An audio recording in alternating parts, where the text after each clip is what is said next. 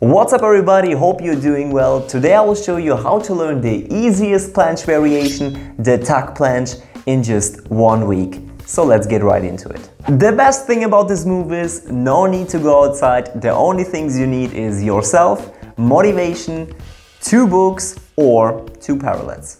The prerequisite for more advanced moves like the straddle or the full planche, so make sure to do this properly. There are some important points you must keep in mind, and if you do, they will boost your progress a lot and you will even find joy in training the tuck planche. Before you start, make sure to have a proper warm-up, especially warm up your wrists, as this move is pretty intensive on them and you might hurt yourself. And of course, don't forget your elbows and your shoulders. 3 very important tips before we start. Tip number 1, use parallels. If you're a beginner and you do not have parallels, that's not a problem at all. You can just simply take 2 books, just make sure that they are at around the same height. Why? There is a dimension of a difference in training with or without extra height. Tip number 2, remove your shoes. Not only is it additional weight, it is also pretty uncomfortable and a bit bulky, so it will just hinder you while you will train. And of course, there is this additional height as well. And the third and last tip, train on solid ground. Don't do the same mistake I did and train on a soft ground. It will just damage your wrists and it will be a bit more difficult. The problem is that your wrist will sink in a bit, that will narrow the angle, and this is just not really healthy for your wrists. By the way, I am not a fan of generalized, detailed workout plans you must follow to unlock the tuck planche due to following reason. We are all different. Whoever you are different than me, and you are different than the others. Perhaps different weight, different height, other prerequisites, other background, different gender, anything. So if I would tell you now you must do 3 sets of 30 seconds of front lean holds, then it might help some of you, but possibly not you. It is always like that. And this is why individual plans are so important. My suggestion to you, watch this video or any other video. Pick your favorite exercises and moves you think you can include into your workout, create a detailed plan and go through with it at least 3 to 4 times a week. No matter if you will learn this move in a week or not, I promise you, you will see huge progress. Let's talk about the theory and the correct body position. Let's start with the bottom, with the hands. Very important, the hands must face to the side. When you twist your wrists to the side, you will avoid this painful angle and it will save you a lot of energy. The next point are the elbows, which must be completely locked out. It definitely is easier to have them slightly bent in because you can hold this position a bit better. But that's not really aesthetic and also not really correct. The shoulders must be put completely to the front. If you don't really know how to do this, try these scapular push-ups, so you'll get a natural feeling how it should feel in the tuck planche position. Your scapula or your upper back must be the highest point during the tuck planche. So don't forget that, think about it consciously. Then your legs must be tucked just like that. And your hips must be at around the same level as your shoulders. And the higher you will go with your hips, the more pressure you will feel on your shoulders. So the next step after the tuck planche would be to put the hips even higher.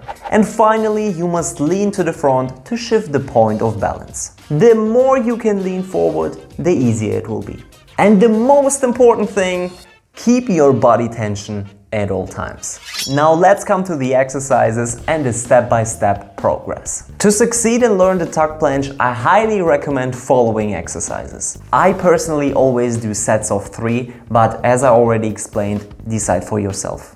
An amazing exercise to start is simply leaning to the front. That means you go on your knees, you put your hands in the correct way as already explained, and then you lean to the front. Here at this point you should definitely feel a lot of tension in your arms, so try to hold that position for as long as you can.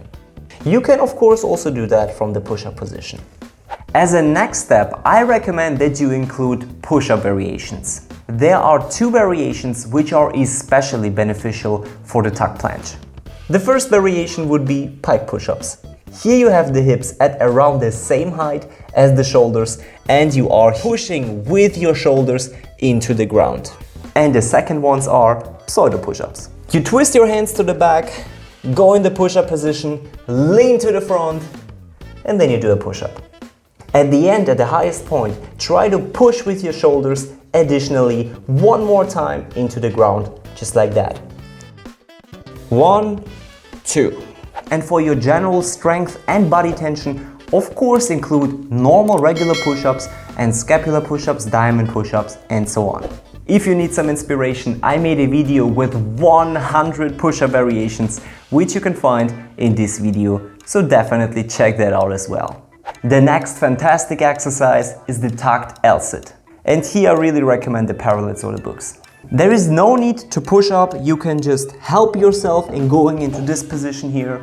Then you bring your legs in and then you simply elevate your legs. And please don't forget to breathe. And if you can, of course, you can also include normal L-sits. And now let me introduce you the maybe most important move for learning the tuck planche. The frog. Why?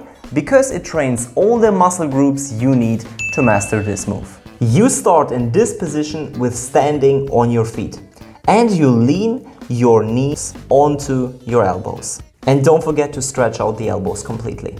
And now you just lean to the front.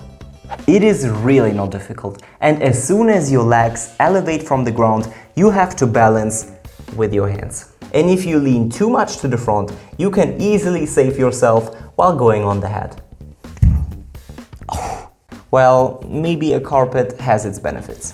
Importantly, always keep your body tension, especially the tension in your arms. And the next step is the advanced frog. Here we basically do absolutely the same, we just do not lean on our elbow anymore, but we put our knees on top of our arms. So instead of this, you put them here, and then you lean to the front. This requires even a bit more balance. But the thing is that with this move, your hips are higher.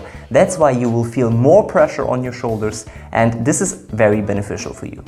If you master the advanced frog, you have to play between the normal frog position and the advanced frog position. You will definitely not hold it very long, I can tell you that, but the most important thing is that you do this transition so that your body gets used to the motion. And now we have to transition from the frog position to the low tuck planche position. The low tuck planche is actually not the correct version. There the hips are pretty low and it does not look really nice. I recommend that you start in the frog position and then you bring your legs in. You can of course immediately start with the low tuck position, but if you didn't do the previous exercises like the frog or the push-up variations, you will find this much more difficult. Now the last step from the low tuck planche position to the high tuck planche position is the most difficult one. Here you have to push up your hips and keep the body tension at the highest point. That means from here you swing up and hold this position. Don't worry if you will fall down and don't worry if you cannot hold your hips at such a high level. This is absolutely normal. The most important thing is just that you do it and engage these muscle groups, because that's the only way how you can learn it. And always go down slowly and controlled. And that's it guys, not that difficult, just a couple of hundred things to keep in mind. Now add variations, play with this move and proceed to the next step. Generally, try to play with all of these moves as much as you can. It will engage different muscle groups and you will profit from it a lot. A possible combination would be tucked L-sit, into the low tuck, into the frog, into the high frog, then again into the tucked L-sit position, stretch out the legs and do a pike push-up for example. What's also a great exercise is to transition between the tuck planche and the tucked L-sit position. You don't have to start with such difficult exercises. For your motivation, it's very important that you do stuff you really enjoy doing and also doable things. That means if you transition from 3 scapular push-ups into 1 normal push-up and then into 1 pike, it's absolutely amazing. Thanks a lot for watching, guys. I hope I could motivate you to learn this move. It's really not too difficult and it looks really nice. Don't forget to subscribe and click on the bell to get immediate notification about the newest tutorials, workouts and useful information. Take care and see you next time.